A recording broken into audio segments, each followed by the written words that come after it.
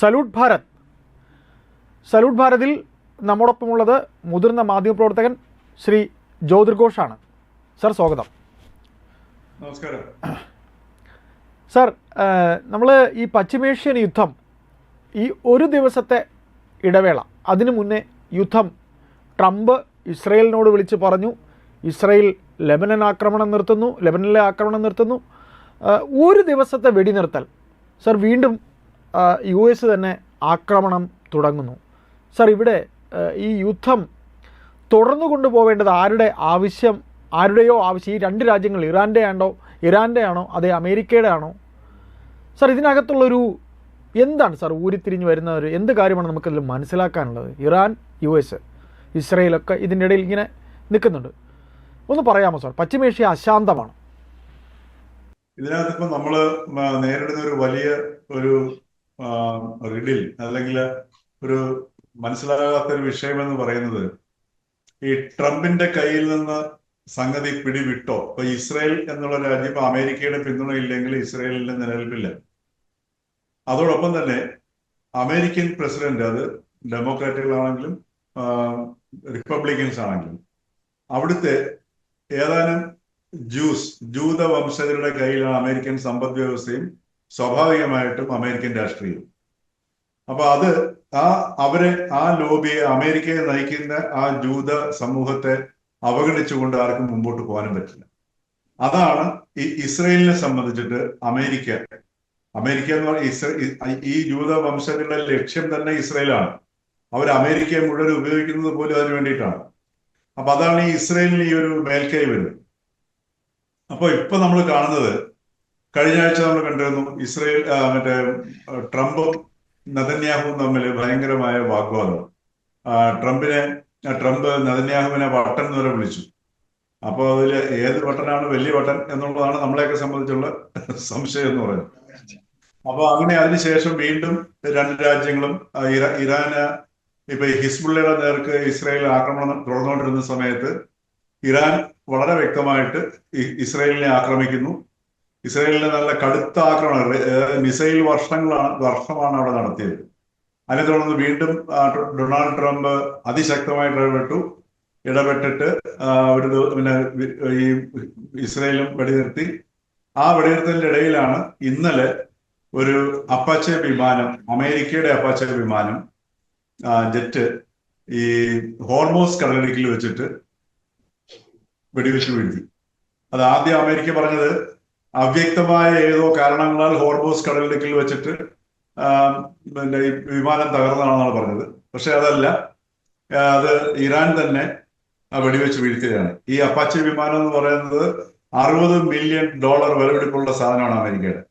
ഈ അപ്പാച്ചെ വീണതോടുകൂടി ഈ അമേരിക്ക ഫെബ്രുവരി 28 മുതൽ ജൂൺ 7 വരെ അമേരിക്കയുടെ 43 വിമാനങ്ങൾ, യുദ്ധവിമാനങ്ങളാണ് തകർന്നു വീട്ടിരിക്കുന്നത്. ഇതിനകത്ത് $200 മില്യൺ ഉണ്ട്, $30 മില്യൺ ഉണ്ട്, 100 ഉണ്ട്, $110 മില്യൺ ഉണ്ട്.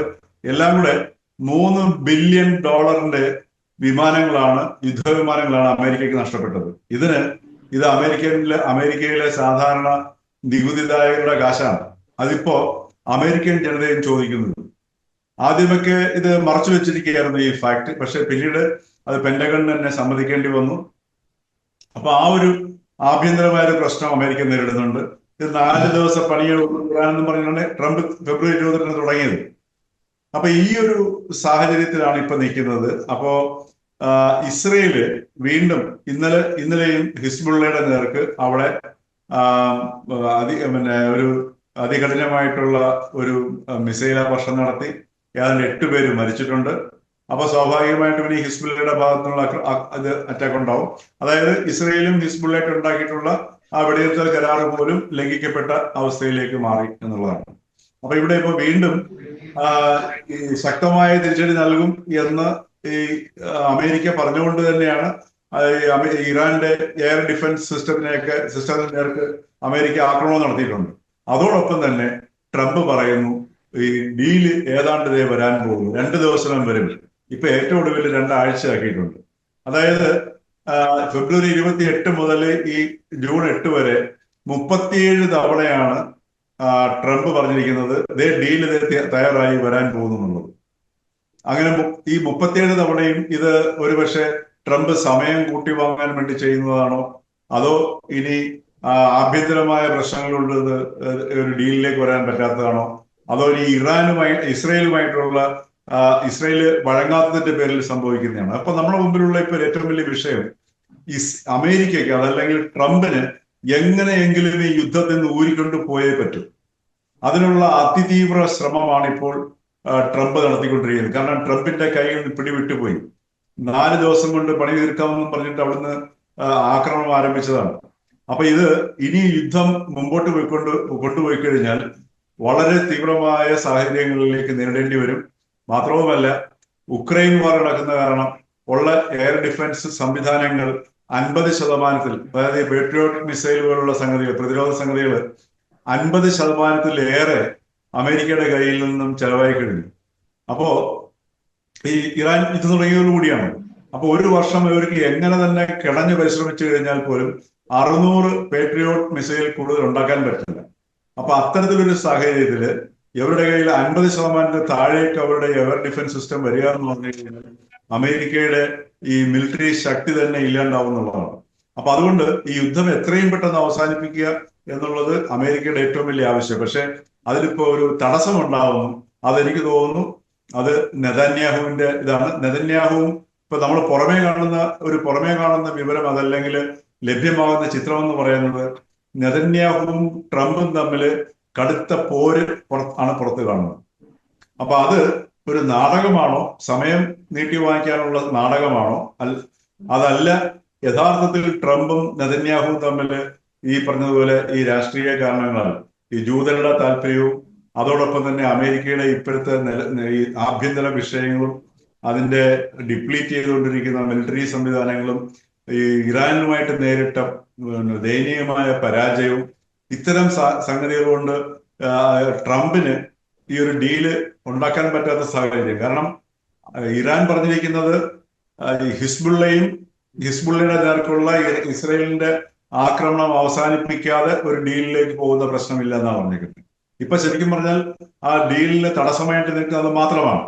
അത് മനസ്സിലാക്കിയിട്ടാണ് ഇപ്പൊ ഇസ്രയേലും ഹിസ്ബുള്ളയും വെടി നിർത്തൽ കരാർ ഉണ്ടെങ്കിലും ഇസ്രയേല് ഈ നിരന്തരമായിട്ട് ലെബനനെ ആക്രമിക്കുന്നത്. കാരണം ഒരു ഡീൽ ഉണ്ടാവുന്നതിന് മുമ്പ് ഹിസ്ബുള്ളയെ ഇല്ലാതാക്കുക എന്നുള്ളതാണ് ഈ നെതന്യാഹുവിന്റെ ലക്ഷ്യം.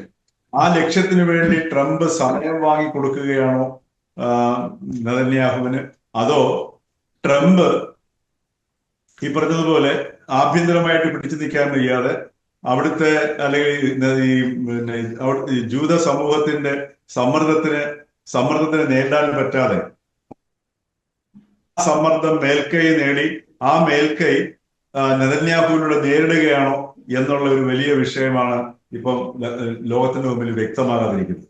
അതേസമയത്ത് ഇറാന്റെ നിലപാട് വളരെ കർക്കശമായിട്ട് അവർ ഉറപ്പിക്കുകയും ചെയ്തു. ഇപ്പൊ എയർ ഡിഫൻസിന്റെ നേർക്ക് ഈ അപ്പാച്ചെ വിമാനം വീഴ്ത്തിയതിനു ശേഷം അമേരിക്ക ആക്രമണം നടത്തി. ഉടനടി തന്നെ ഇറാൻ ബഹ്റൈനിലും കുവൈറ്റിലുമുള്ള അമേരിക്കയുടെ മിലിറ്ററി ബേസിലേക്ക് പ്രത്യാക്രമണം നടത്തിയിരിക്കുന്നു. ഒട്ടും വൈകിയില്ല.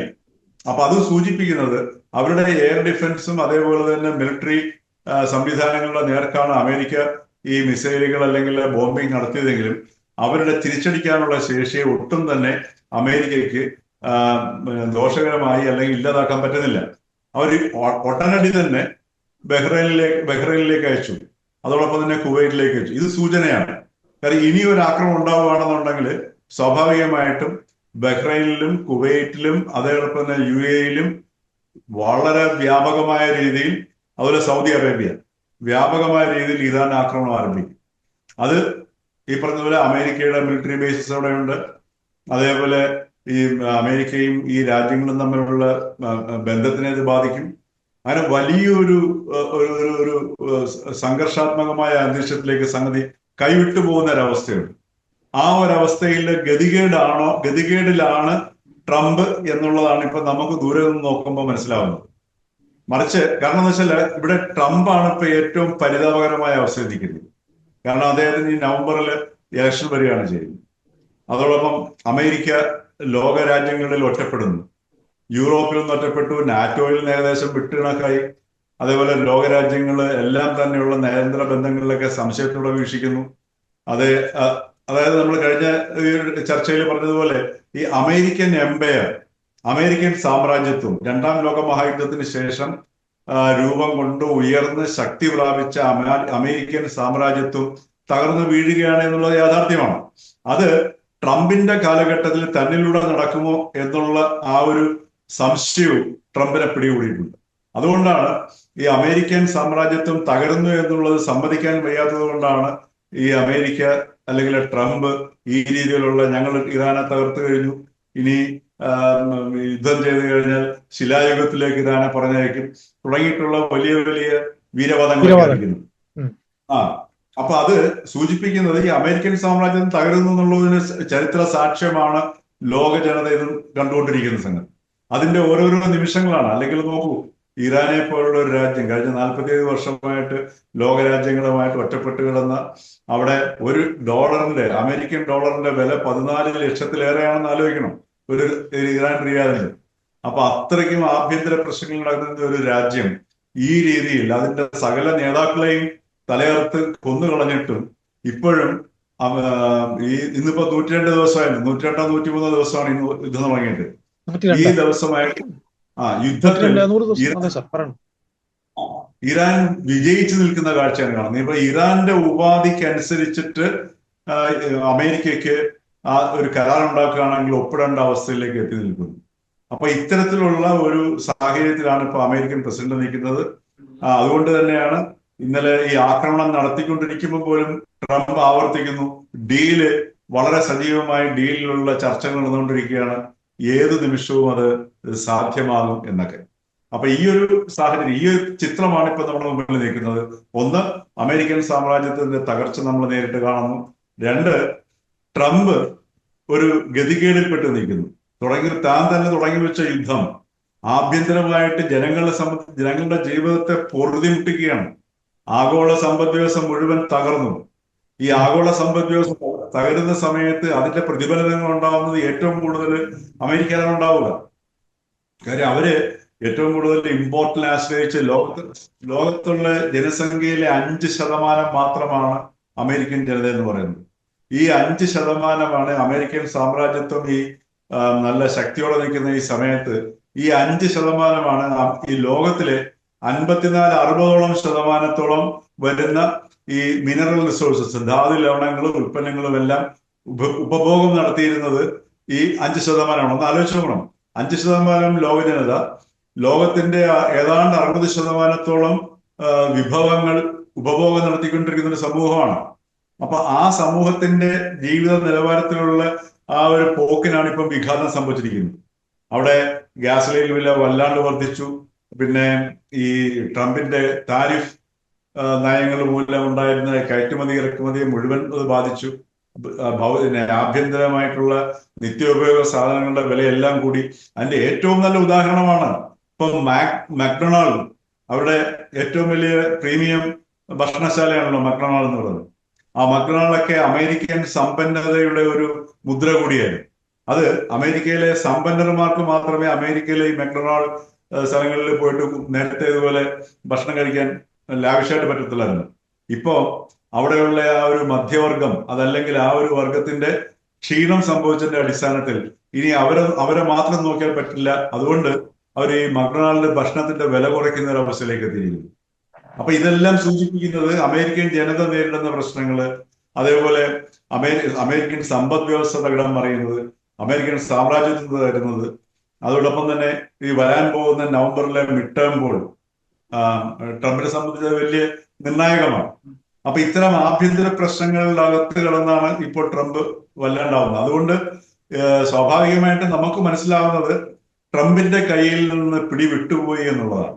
അത് ഇവിടെ ശരിക്കും പറഞ്ഞു കഴിഞ്ഞാൽ നെതന്യാഹുവിന്റെ മുമ്പിൽ ട്രംപ് നിസ്സഹനായി നിൽക്കുന്ന ഒരു കാഴ്ചയാണ് നമ്മൾ കാണുന്നത്. കാരണം അതുകൊണ്ടാണ് ട്രംപിന് വളരെ ശക്തമായ ഭാഷയിൽ പരസ്യമായി രണ്ടുപേരും നമ്മൾ ഏറ്റുമുട്ടുന്ന ഒരു അവസ്ഥയിലേക്ക് ഒന്ന് ആലോചിച്ച് നോക്കുക. അമേരിക്കയെ പോലുള്ള രാജ്യത്തിന്റെ മുമ്പിൽ നെതന്യാഹു ശക്തമായിട്ട് ഇങ്ങനെ നിൽക്കണമെന്നുണ്ടെങ്കിൽ നെതന്യാഹുവിന്റെ പിന്നിലെ ശക്തിയും അതിന് കാരണമായ ശക്തി ഒന്ന് ആലോചിച്ച് നോക്കാം. ഏറ്റവും ഒടുവിൽ ഇപ്പൊ പെന്റഗണിന്റെ ഒരു പുതിയ റിപ്പോർട്ട് വന്നിരിക്കുന്നു. അതായത് ഇന്നലെ പുറത്തിറക്കിയ റിപ്പോർട്ട്. അതായത് ഇസ്രയേലിന്റെ രഹസ്യ ഏജൻസി മൊസാദ് അമേരിക്കയിലെ പെന്റഗൺ പിന്നെ മിലിറ്ററി ഉദ്യോഗസ്ഥരെയും അവിടുത്തെ ഒഫീഷ്യൽസിനെയും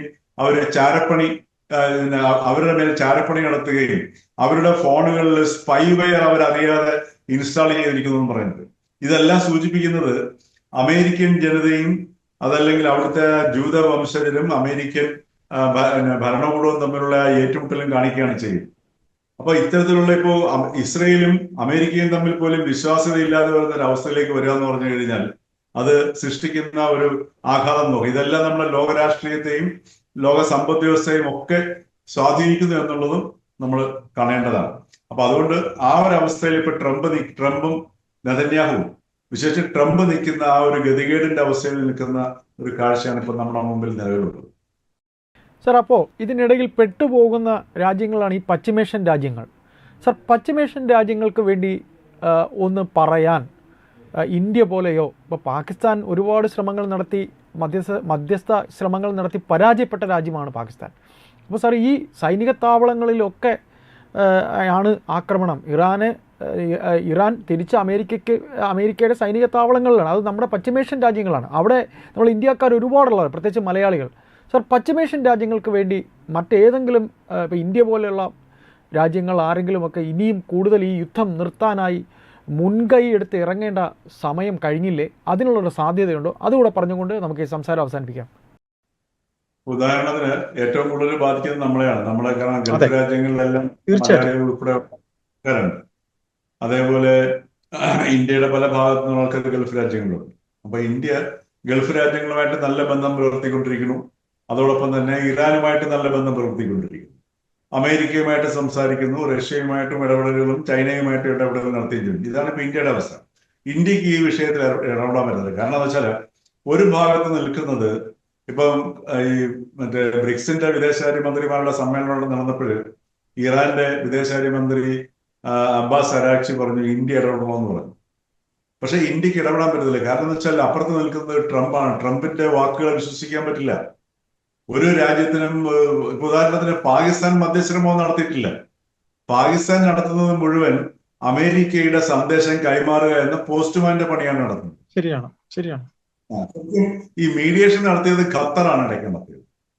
ഈ ഖത്തറിന്റെ മേൽനോട്ടത്തിലാണ് ഈ ഒരു ഡ്രാഫ്റ്റ് രണ്ടുപേര് ഒരു ഉടമ്പടിയുടെ കരാർ രൂപപ്പെടുത്തിയിരിക്കുന്നത്. ഇപ്പൊ ട്രംപിന്റെ മേശപ്പെടുത്തിയിരിക്കുന്ന ആ ഒരു കരാറ് ആ ഉപാധികളുടെ ആ കരാർ എന്ന് പറയുന്നത് ഖത്തറിന്റെ മേൽനോട്ടത്തിൽ രൂപപ്പെട്ട സാധനമാണ്. അപ്പോ ഖത്തർ ഇപ്പോഴും ഈ ബാക്ക്ഡോർ ഡിപ്ലോമസിയിലൂടെ ഉള്ള ശ്രമങ്ങൾ നടത്തിക്കൊണ്ടിരിക്കുന്നുണ്ട്. അതേപോലെ മറ്റു പല രാജ്യങ്ങളും നടക്കുന്നുണ്ടാവും. പക്ഷെ ഈ ഒരു ഭാഗത്ത് ട്രംപും മറുഭാഗത്ത് ഈ ഇസ്രയേൽ അമേരിക്കയെ നയിക്കുന്ന സാമ്പത്തിക ശക്തിയുടെ താല്പര്യവും അവിടെയാണ് ഇസ്രയേലിന്റെ ആ ഒരു മേൽക്കൈ വരുന്നത്. അപ്പൊ ഇത് തമ്മിലുള്ള ഒരു ഏറ്റുമുട്ടൽ നടക്കുന്നുണ്ട്. അതുകൊണ്ടാണ് ഈ മധ്യസ്ഥ ശ്രമങ്ങൾക്ക് വളരെ പരിമിതമായ ഒരു ഫലം മാത്രമേ കാണാൻ കഴിയുന്നു. അവിടെയാണ് ഇറാൻ വിജയം നേടുന്നത്. ഇറാൻ അതിശക്തമായിട്ട് അടിയുറങ്ങുന്ന സമയത്ത് ഈ പറഞ്ഞ പോലെ അമേരിക്കയുടെ ഭാഗത്ത് നിന്ന് വലിയ സമ്മർദ്ദം, ആ സമ്മർദ്ദം കൂടുതൽ വർദ്ധിപ്പിക്കാൻ വേണ്ടിയിട്ടാണ് ബഹ്റൈനിലേക്കും അതേപോലെ കുവൈറ്റിലേക്കും ഒക്കെ ഇപ്പോ ഈ ഇറാൻ ആക്രമണം നടത്തുന്നത്. അപ്പൊ അമേരിക്കയുടെ പുറത്ത് വലിയൊരു സമ്മർദ്ദം കൊണ്ടുവന്നെങ്കിൽ മാത്രമേ ഈ ഇസ്രയേലിനെ കൊണ്ട് ഇത് സാധ്യമാക്കാൻ പറ്റുകയുള്ളൂ. അതുകൊണ്ടാണ് ഒരു മധ്യസ്ഥ ശ്രമത്തിന്, കാരണം ഇപ്പൊ നടന്നുകൊണ്ടിരിക്കുന്നത് മധ്യശ്രമം ഏറ്റവും നല്ല മധ്യശ്രമമാണ് ഇപ്പം ഖത്തറിന്റെ മേൽനോട്ടത്തിൽ നടത്തിയത്. അതിൽ ഏകദേശം ഉപാധികൾ നല്ല രീതിയിൽ ഇറാൻ ചില സമ്മതങ്ങൾ നടത്തുകയും ചെയ്തു. അവര് ന്യൂക്ലിയർ ആണവ ആയുധം ഉണ്ടാക്കില്ല എന്ന് പറഞ്ഞു. അതോടൊപ്പം തന്നെ ഈ ഹോർമൂസ് കടലിടുക്കിന്റെ കാര്യത്തിലും അവര് വിട്ടുവീഴ്ചയ്ക്ക് തയ്യാറായിരുന്നു. അത് കാരണം അമേരിക്ക ഇത് മാറ്റുകയാണെന്നുണ്ടെങ്കിൽ അവരും മാറ്റും എന്നുള്ളൊരവസ്ഥയിലേക്ക് വരുമായിരുന്നു. അപ്പൊ ഈ രീതി, അതുപോലെ അവരുടെ പരിമിതമായ ഡിമാൻഡ്, അവരുടെ ഈ ഫ്രീസ് ചെയ്തിരിക്കുന്ന അവരുടെ അസറ്റുകൾ വിട്ടുകൊടുക്കുക, ഇങ്ങനെയൊക്കെയുള്ള വളരെ ഒരു ന്യായമായ രീതിയിലുള്ള ഒരു ഡീലാണ് ഉണ്ടാക്കപ്പെട്ടത്. പക്ഷെ അപ്പോഴാണ് ഈ ഇസ്രയേലിന്റെ താല്പര്യം ഡോമിനേറ്റ് ചെയ്ത് വരുന്നത്. ഇപ്പൊ അത് മാത്രമാണ് പ്രശ്നമുള്ളത്. ആ ഒരൊറ്റ വിഷയം കൊണ്ട് തന്നെയാണ് ഇസ്രയേലും അല്ലെങ്കിൽ നെതന്യാഹുവും ട്രംപും തമ്മിൽ ഇപ്പോൾ ഏറ്റുമുട്ടിക്കൊണ്ടിരിക്കുന്നത്. അപ്പൊ അവിടെയാണ് ഈ ഒരു യുദ്ധത്തിലേക്ക്, ഒരു വല്ലാത്ത നാശകരമായ യുദ്ധത്തിലേക്ക് പോകാൻ സാധ്യത കുറവാണ്. ഇതൊക്കെയാണെങ്കിൽ പോലും അതല്ല എങ്കിൽ, കാരണം കഴിഞ്ഞ ഒരു ദിവസം നെതന്യാഹുവും ഇറാനും തമ്മിൽ ഒരു വെടിനിർത്തലിനെ സംബന്ധിച്ചതുപോലും ആ ഒരു സാധ്യതയെ ഒഴിവാക്കാൻ വേണ്ടിയിട്ടാണ്. അപ്പൊ അതുകൊണ്ട് അത് ഉണ്ടാവില്ല എന്ന് നമുക്ക് പ്രതീക്ഷിക്കാം. രണ്ടായാലും അമേരിക്കയ്ക്ക് അടിയന്തരമായിട്ട് ഒരു വെടിനിർത്തലല്ല, ഒരു യുദ്ധം അവസാനിപ്പിക്കൽ ഉണ്ടായേ പറ്റൂ. ആ ഒരു ആവശ്യത്തിന്റെ പശ്ചാത്തലത്തിൽ ഈ യുദ്ധം 2 ആഴ്ചയ്ക്കോ അതല്ലെങ്കിൽ താമസിയാതെയൊക്കെ അതിന്റെ അന്ത്യം വരുമെന്ന് നമുക്ക് പ്രതീക്ഷിക്കാമെന്ന് മാത്രമേ. താങ്ക് യു സാർ, നന്ദി.